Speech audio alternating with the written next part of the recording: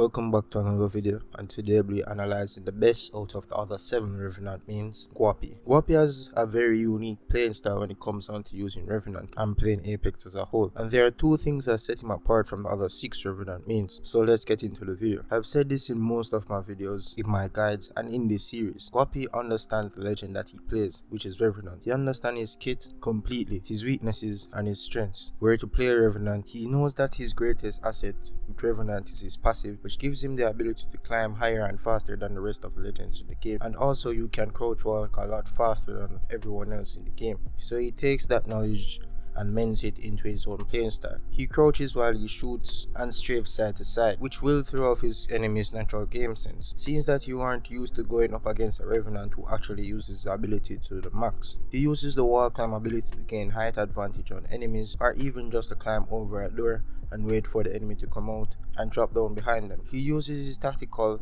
to block line of sight on himself and also to stop enemy advances, because Revenant's ball of negativity has the most insane visual clutter and will also disable the enemy's abilities, and you take a bit of damage from it. He uses his ultimate to third-party fights and gain information on the enemy teams that are fighting, and use that knowledge for his own advantage, or he uses his ultimate to get away from touch situations, which you don't see him do often. I have said this in my Lamek video, that once you know the ins and outs of a legend that you play, the game becomes a lot easier, because the strengths and weaknesses of the legend you main, you now know them, and you can prevent yourself from playing into those weaknesses and constantly play to your strengths when you have the choice. The second thing that guapee does is very niche to him and Revenant, and that's his wall running. Wall running isn't even a movement mechanic in Apex, but he made something similar to it and can only be done on Revenant. Pure stab strafing and Revenant's climbing ability to give off the illusion of wall running. He uses it mostly in fights for style points,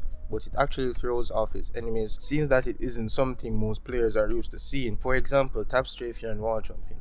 You are used to seeing these movement techniques because they are accessible and can be pulled off by any legend or player.